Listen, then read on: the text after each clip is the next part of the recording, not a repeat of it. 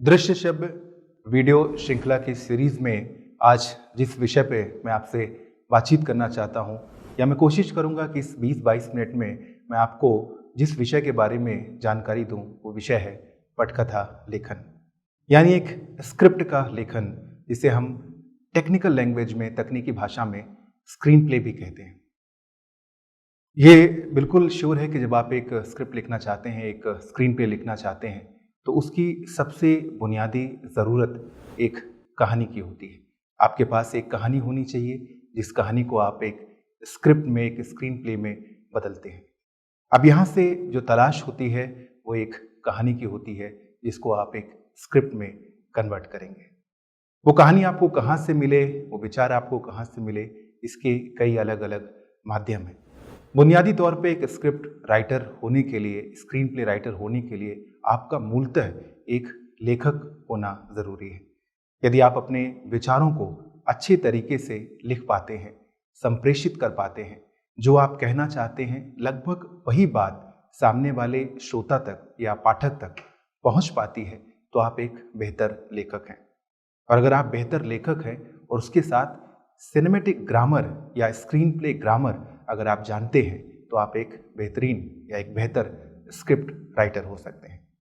अब इसमें दो चीज़ों का समन्वय है, आपका लेखक होना और दूसरा आपका उस ग्रामर को, उस व्याकरण को जानना जिससे आप एक कहानी को एक स्क्रिप्ट में, एक स्क्रीन प्ले में तब्दील करते हैं या बदलते हैं। अब दोस्तों, आइए हम शुरुआती पहली प्रक्रिया से बात करें, पहले स्टेप से बात करें। वो पहला स्टेप आपका एक कहानी का होता है, और कहानी से भी अगर पहले हम थोड़ा और पहले जाएं तो वो मूलतः एक विचार होता है, एक थॉट होता है, एक प्लॉट होता है जो कहीं आपके मन में आता है, और उस प्लॉट के आसपास अंततः आप एक कहानी बुनते हैं।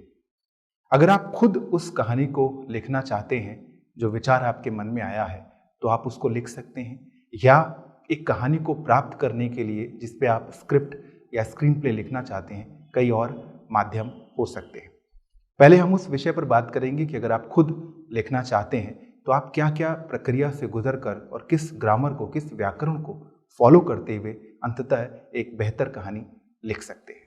जिस तरीके से एक साधारण विचार आपके पहले दिमाग में आता है और उस विचार को आपको लगता है कि इसमें एक सिनेमैटिक ब्यूटी है, इसमें एक वो बात है जिसके तहत ये कहानी या एक विचार एक कंप्लीट, एक मुकम्मल सिनेमा में, एक फिल्म में तब्दील हो सकता है, तो पहले तो वो विचार आपके दिमाग में आता है, और वो कोई भी एक छोटी सी लाइन हो सकती है जिसको हम सिनेमैटिक लैंग्वेज में वन लाइनर कहते हैं। आप जैसे किसी फिल्म का नाम लें, अगर मैं दो बहुत चर्चित फिल्म का नाम लूँ आपके सामने, एक फिल्म लगान है और दूसरी फिल्म आपकी शोले है। अगर लगान की बात कही जाए और ये कहा जाए कि उसको आप एक लाइन में सुनाएं, एक लाइन में बताएं, वो पहला थॉट क्या आया होगा राइटर के दिमाग में जिसके तहत अंततः लगान की कहानी लिखी गई होगी। तो वो जो पहला थॉट है, वो जो विचार है, वो मूलतः एक ऐसे भारतीय किसान के ऊपर है जो एक छोटे से गांव में, चंपानेर के गांव में रह रहा होता है, और उसी के बगल में एक अंग्रेज छावनी होती है। अंग्रेज ऑफिसर क्रिकेट का शौकीन होता है, वो एक बेहतर क्रिकेट खिलाड़ी होता है, और एक दिन उसके क्रिकेट के खेल को लेकर इस ग्रामीण से एक बहस हो जाती है, और उसमें उसको एक चैलेंज करता है कि क्या तुम मुझे इस खेल में हरा सकते हो? अगर हरा सकते हो तो तुम्हारा लगान माफ़ हो जाएगा, और अगर नहीं हरा पाए तो तुम्हें 3 गुना लगान देना होगा। ये कहानी का मूल है। अब स्वाभाविक है, जब आपके पास एक कहानी आई या उसका एक मूल जिसको हम वन लाइनर कहते हैं, आपको उसके आसपास बहुत सारे दृश्य, बहुत सारी घटनाएं, बहुत सारे पात्र, और वो घटनाएं कहाँ पर घटित हो रही हैं, ये सारी चीज़ें व्यवस्थित करनी होती हैं। यानी एक कहानी के 3 प्रमुख एलिमेंट होते हैं, 3 प्रमुख तत्व होते हैं, जिन तत्वों को मिलाकर एक कहानी बनती है। सबसे पहले आपके दिमाग में एक विचार आता है, और उस विचार के ऊपर 3 अलग अलग एलिमेंट्स को हम जोड़ते हैं। पहला और बेहद महत्वपूर्ण जो तत्व है वो है घटनाएं। यानी एक कहानी के अंदर क्या क्या घटनाएं हो रही हैं जो कहानी के मूल को आगे ले जा रही हैं, उसके अंदर अलग अलग तरह के द्वंद्व पैदा कर रही हैं, और वो द्वंद्व दर्शकों के दिल और दिमाग में एक तरह की खलबली मचाता है, एक तरह के प्रश्न छोड़ता है, और अंततः वो द्वंद्व पार करते हुए कहानी अपने अंजाम तक पहुंचती है, अपने मुस्तकबिल तक पहुंचती है।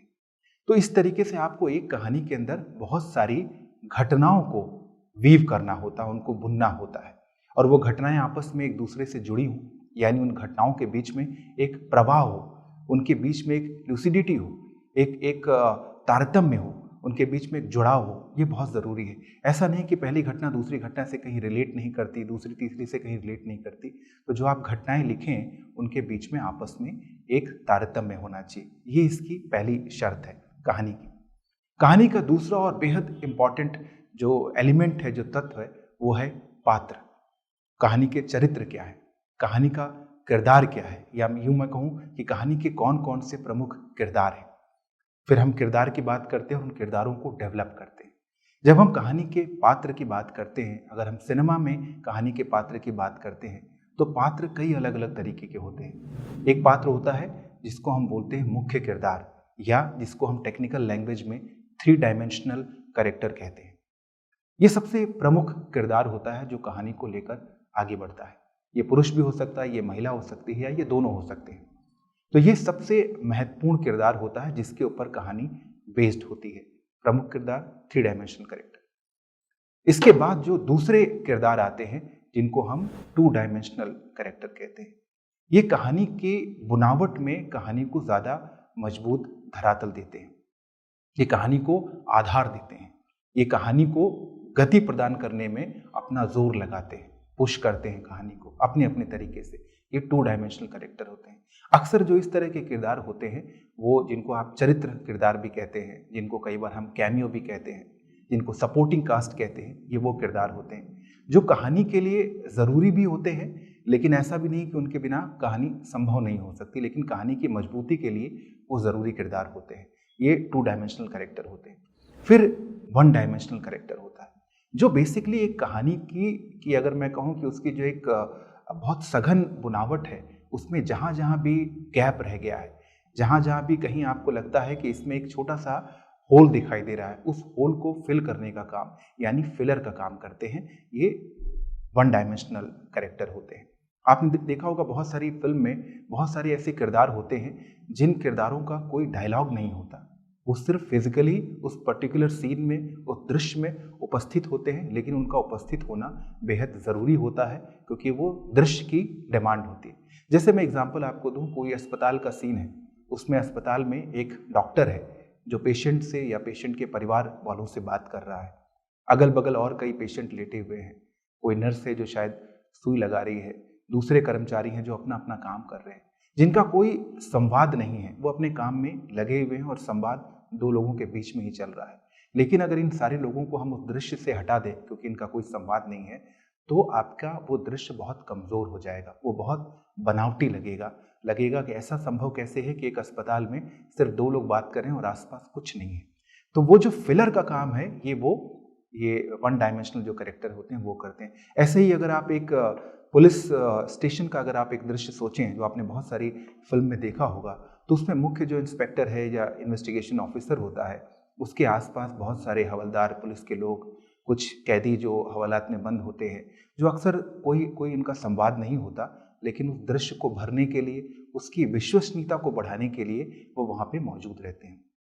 तो कहने का मतलब ये है कि एक कहानी जब हम लिखते हैं तो उसमें पात्र की भूमिका बहुत महत्वपूर्ण होती है, और पात्र को अगर हम डिवाइड करें तो ये मुख्यतः 3 अलग अलग तरह के पात्र होते हैं। 3 डायमेंशनल जो बहुत मुख्य किरदार होता है, 2 डायमेंशनल जो सपोर्टिंग कास्ट होती है, और 1 डायमेंशनल जो मुख्यतः भीड़ का या पिलर का काम करते हैं।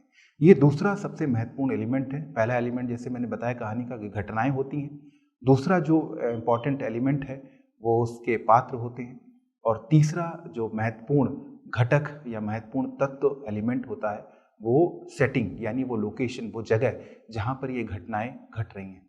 जैसे लगान का मैंने जिक्र किया, तो लगान की कहानी मुख्यतः कहाँ पर हो रही है, यानी वो कौन सा गांव है, कौन सा प्रोविंस है, कौन सा स्टेट है, राज्य है जहाँ पर वो घटना घट रही है।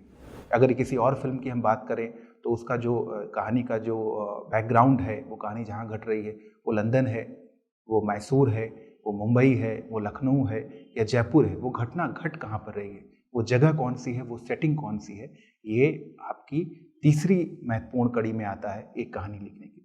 इन तीनों ही चीज़ों को मिलाकर जब इनके बीच का एक बेहतर समन्वय स्थापित कर कर आप लिखते हैं तो वो एक मुकम्मल कहानी होती है।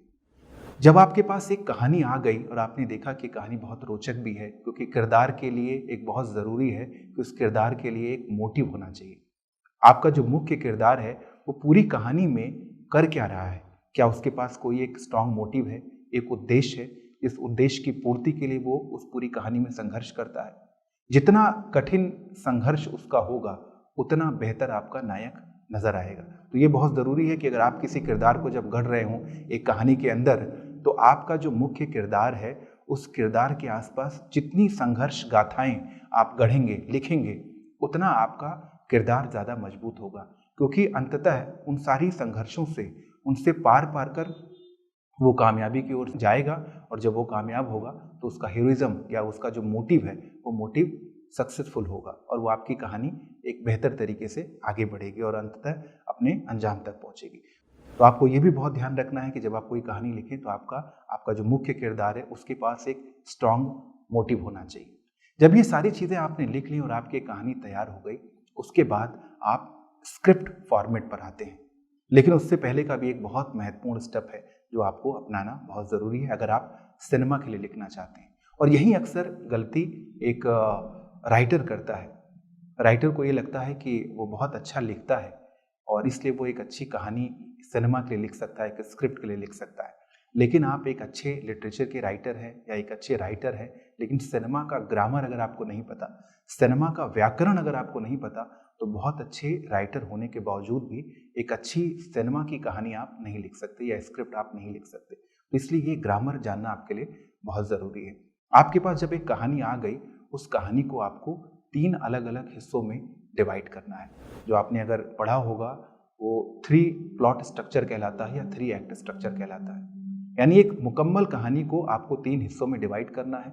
उसका जो पहला हिस्सा होगा और उसका जो तीसरा हिस्सा होगा, अगर आप उसको पेज पे लिखने के टर्म में अगर आप सोचें तो लगभग समान पेज आप दोनों को हम देते हैं। अगर 20 से 25 पेज अगर आपने पहले हिस्से को दिया तो लगभग 20 से 25 पेज आप सी यानी तीसरे हिस्से को देते हैं, और उसका जो बीच का हिस्सा होता है वो लगभग दुना होता है। अगर हम समय के हिसाब से भी देखें तो आपकी अगर एक फिल्म है जो 2 घंटे की फिल्म है, तो पहला जो ए वाला हिस्सा होता है वो लगभग 30 मिनट का होता है। उसका जो दूसरा बी वाला हिस्सा होता है वो लगभग 60 मिनट का होता है, और उसका जो तीसरा हिस्सा होता है वो लगभग आपका 30 मिनट का होता है। यानी ए और सी लगभग समान होते हैं समय के हिसाब से, लिखने के हिसाब से। अब आते हैं इसमें कंटेंट के हिसाब से, इसमें हम क्या कर सकते हैं, किस तरीके से कहानी को 3 अलग अलग हिस्सों में डिवाइड कर सकते हैं।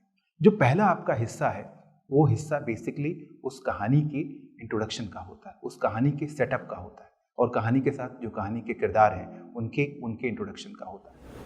तो आप लगान की जैसे हम बात कर रहे हैं, लगान में पहला जो शुरुआत में हिस्सा हुआ है उसमें हमने सेट किया, वो कहानी को कहाँ पर सेट किया हमने, चंपानेर गांव में, जो एक मध्य भारत का एक गांव है जो बहुत गरीब है और बहुत सारे गांव के लोग आपस में बहुत प्यार से रहते हैं, जिसमें हिंदू भी हैं मुस्लिम भी हैं, लेकिन मूलतः वो बहुत गरीब गांव है और वो मौसम की मार झेल रहा है। पिछले साल वहाँ पे बहुत कम बारिश हुई थी, इस साल बारिश के अभी तक कोई आसार दिख नहीं रहे हैं। पिछले साल किसी वजह से उनके लगान को थोड़ा सा माफ़ किया गया था, डिले किया गया था, इस साल उनको दूना लगान देने की बात कही जा रही है। वो बहुत परेशान है। ये सेटअप है। इस सेटअप के अंदर आपका जो मुख्य किरदार है, जो भुवन का किरदार है जो आमिर खान ने निभाया, उसका इंट्रोडक्शन है। उसका जो पहला ही इंट्रोडक्शन अगर आप शॉर्ट देखेंगे तो वो एक जंगल के अंदर जहाँ पे अंग्रेज अधिकारी शिकार कर रहा है और वो उन जानवरों को, उन हिरण को बचाने की कोशिश कर रहा है। सिनेमा में सब कुछ कहा नहीं जाता। सिनेमा की जो ब्यूटी है, क्योंकि एक विजुअल मीडियम है, इसलिए आपको दृश्यों के बुनावट से संदेश दर्शकों को देना होता है। अब इसमें दृश्य में क्या बुनावट है और उसकी क्या संदेश है, आपने ये दिखाया कि जो आपका मुख्य किरदार है वो जानवरों से बहुत प्यार करता है, बहुत दयालु है। वो कोई हत्या, चाहे वो जानवर की हो, किसी छोटे जानवर की हो या बड़े जानवर की हो, वो इसको पसंद नहीं करता, इसलिए वो जानवर को बचाने का प्रयास कर रहा है। तो आपने संदेश में पहले इंट्रोडक्शन शॉट में आपने उस कैरेक्टर के बारे में एक इन्फॉर्मेशन जनता को दे दी और जनता के साथ एक जुड़ाव वहीं से होना उस कैरेक्टर का शुरू हो गया। ये सारी चीज़ें जो घटनाएं घट रही हैं, ये सब आपके पहले वाले पार्ट में है, जिसमें जो मुख्य मैं कहूँगा कि जो एंटागोनिस्ट है, जो जिसको विलन हम कहते हैं, जिसको खल चरित्र या खलनायक कहते हैं, जो वो अंग्रेज ऑफिसर है, उसका भी इंट्रोडक्शन दिया गया, जिसमें वो एक बहुत क्रूर है, वो बेरहमी से जानवरों को बंदूक से मार रहा है, उसमें छोटा खरगोश भी है, उसमें हिरन भी है, और उसका किस तरह का किरदार है ये शुरुआत में ही आपने सेट कर दिया। तो ये हमने कहानी का एक 3 हिस्सों में जो हमने तोड़ने की कोशिश की। तो पहले हिस्से में आपने इंट्रोडक्शन कहानी का कर दिया। अब यहाँ पर एक बहुत महत्वपूर्ण चीज़ आती है, अगर हम उसको सिनेमा के लैंग्वेज में बात करें, जिसको हम प्लॉट पॉइंट कहते हैं। प्लॉट पॉइंट का मतलब होता है कि वो एक घटना जो आपकी कहानी को ट्विस्ट देती है, क्योंकि आपकी कहानी एक बहुत साधारण तरीके से चल रही है, आपने इंट्रोड्यूस कर दिया, आपने किरदारों को इंट्रोड्यूस कर दिया, आपने कहानी को इंट्रोड्यूस कर दिया, आपने जगह को इंट्रोड्यूस कर दिया। अब आपको चाहिए कि एक ऐसी घटना चाहिए जो कहानी को ट्विस्ट कर दे, जो रोमांच पैदा कर दे, जो अभी तक चल रही एक लीनियर स्टोरी है उसके अंदर कहीं ना कहीं कोई संघर्ष पैदा कर दे, और वो संघर्ष ही अंततः कहानी को उसके अंजाम तक लेकर जाता है। अगेन, अगर मैं लगान की ही बात करूं तो उसमें वो एक क्षण आता है जिसमें वो अंग्रेज ऑफिसर क्रिकेट खेल रहा होता है और भुवन वहाँ पे मौजूद होता है, और वो उसके क्रिकेट खेलने को लेकर मजाक उड़ाता है। अंग्रेज ऑफिसर बहुत नाराज होता है और उससे कहता है कि अच्छा, तुम इस बात का मजाक उड़ा रहे हो, क्या तुम क्रिकेट खेल सकते हो? तो कहता है क्रिकेट तो बहुत बड़ी चीज़ नहीं, हम लोग तो घरों में अक्सर अपने गांव में गुल्ली डंडा खेलते हैं, ये उससे ही मिलता जुलता गेम है, जबकि उसने कभी क्रिकेट इससे पहले कभी देखा नहीं होता है। और वो आवेश में आकर वो अंग्रेज ऑफिसर उसको चैलेंज करता है कि अगर इस गेम में तुमने मुझको हरा दिया तो तुम्हारा लगान माफ हो जाएगा, और अगर नहीं हरा पाए तो 3 गुना लगान होगा। ये वो क्षण है, ये वो घटना है, ये वो दृश्य है जो पूरी कहानी को ट्विस्ट कर देता है, क्योंकि यहाँ से संघर्ष शुरू हो रहा है। यहाँ से किरदार के लिए वो संघर्ष एक ऐसे गांव के आदमी के लिए संघर्ष है जिसने जीवन में क्रिकेट कभी नहीं खेला। आज वो क्रिकेट खेल के जो एस्टैब्लिश क्रिकेट प्लेयर हैं, जिनको पता है जहाँ से क्रिकेट की शुरुआत हुई, इंग्लैंड से शुरुआत हुई, वो उन लोगों को हराने की बात कर रहा है, और जिसके पास कोई सुविधा नहीं है, ना उसके पास बैट है, ना पैड है, ना बॉल है, वो किस तरीके से इन सारी अपनी चीज़ों को इकट्ठा करता है और उसके बाद उनको हराता है। ये पहला इसका प्लॉट पॉइंट है। ये कहानी पूरे संघर्ष में गुजरती है, और इसका जब दूसरा प्लॉट पॉइंट आता है, यानी जब बी से हम सी में उठते जाते हैं, तो वो एक और हमें प्लॉट पॉइंट की आवश्यकता होती है, जब संघर्ष को एक और ट्विस्ट दे। वो आती है घटना जब ये मैच इन लोगों का चल रहा है और लगभग 6 या 7 विकेट गिर चुके होते हैं, और तीसरे चौथे दिन का खेल खत्म हो गया होता है, शाम हो गई होती है, और शाम को सब लोग लगभग रोने के कगार पे होते हैं, क्योंकि उनको लगता है कि ये मैच अब हारने जा रहे हैं। और ये सिर्फ मैच नहीं उनके लिए, क्योंकि मैच हारने के साथ उनको 3 गुना लगान देना पड़ेगा। ये वो मौका है जब कहानी एक दूसरा ट्विस्ट लगती है, क्योंकि दर्शकों को ये आभास होने लगता है कि अब ये टीम, जो भुवन की टीम है, ये मैच हारने जा रही है। फिर एक नया संघर्ष शुरू होता है, और उसके बाद किस तरीके से भुवन उसको जीत दिलाता है, ये उसके आखिरी हिस्से में, जिसको हम रेजोल्यूशन कहते हैं। यानी 3 हिस्से में कहानी है, पहला सेटअप, और दूसरा कहानी का बीच का हिस्सा जिसको हम कन्फ्रंटेशन या कॉन्फ्लिक्ट कहते हैं, और तीसरा हिस्सा आपका रेजोल्यूशन। आपने कहानी को 3 हिस्सों में जब बांट दिया, अब इसको हम एक स्क्रिप्ट में लिखना शुरू करते हैं। जब हम कहानी को लिखना शुरू करते हैं, उसके लिए हमें अलग अलग दृश्य की आवश्यकता होती है। अब एक कहानी को हम लगभग 100 से 120 दृश्य में डिवाइड करते हैं, यानी घटनाओं में डिवाइड करते हैं। दृश्य का मतलब होता है कि जब तक एक घटना किसी एक लोकेशन पर हो रही है, तब तक वो एक दृश्य है। जैसे ही आपका वो लोकेशन चेंज हुआ, आपका दृश्य चेंज हो जाता है। तो दृश्य कैसे लिखते हैं? सबसे इंपॉर्टेंट, एक सीन लिखने का जो ग्रामर है, वो जो पैरामीटर्स हैं, वो क्या होते हैं? लगभग 6 अलग अलग एलिमेंट होते हैं जब एक सीन को हम लिखते हैं। अब हम स्क्रिप्ट लिखने पर आ गए हैं। जो सबसे पहला दृश्य आपको लिखना होता है, या पहला जो आप दृश्य का पहला एलिमेंट आप लिखते हैं, वो सीन हेडिंग होती है। सीन हेडिंग में मुख्यतः हम 3 चीज़ों का विवरण देते हैं। सबसे पहला एक्सटीरियर या इंटीरियर, यानी आपकी जो घटना है, वो घटना आपकी कहाँ पर हो रही है, वो घटना आपकी एक्सटीरियर है या घटना आपकी इंटीरियर है। अगर आपकी एक्सटीरियर है तो आपको EXT लिखना होता है, अगर इंटीरियर है तो आपको ENT लिखना होता है। उसके बाद आपको लिखना होता है वो जगह, यानी वो लोकेशन जहाँ पर घटना हो रही है, वो कोई गांव है या कोई वो हॉस्पिटल है या पुलिस स्टेशन है। आप दूसरी ये चीज़ दर्ज करते हैं सीन हेडिंग में। और तीसरी जो चीज़ आप लिखते हैं, उसका समय क्या है, वो मॉर्निंग का सीन है या इवनिंग का है या नाइट का है, या कोई बहुत स्पेसिफिक अगर आप है तो उसमें आप समय भी दे सकते हैं कि दोपहर के 2 बजे का सीन है। इस तरीके से हम एक पहला स्टेप हमने कंप्लीट किया, हमने स्क्रिप्ट की पहली हेडिंग या पहली एलिमेंट हमने किया। दूसरा जो इसका एलिमेंट आता है वो होता है आपके एक्शन, यानी आपने एक दृश्य लिख दिया, दृश्य की हेडिंग आपने लिख दी। अब दृश्य में हो क्या रहा है, उसमें एक्शन क्या हो रहा है। जैसे हम हॉस्पिटल का जिक्र करें तो हॉस्पिटल में कोई किरदार वो अपनी गाड़ी से उतरकर हॉस्पिटल के अंदर सीढ़ियों से चढ़ता है, वो अंदर जाता है, वो डॉक्टर से बात कर रहा है। ये सारी चीज़ें जो हो रही हैं, ये एक्शन हो रहा है। ये एक्शन जो हो रहा है, ये एक्शन को हम लगातार उसमें लिखते हैं। जो चीज़ आप देख रहे हैं कि पर्दे पे ये चीज़ उतर रही है, उसको आप लिखते हैं, ये एक्शन हो गया। एक्शन जैसे ही आपका कंप्लीट होता है, वो आपकी तीसरा जो एलिमेंट होता है वो आपका कैरेक्टर नेम होता है। यानी वो किरदार जो कोई बात कहने जा रहा है, जो कोई डायलॉग बोलने जा रहा है, उस किरदार का आप नाम लिखते हैं।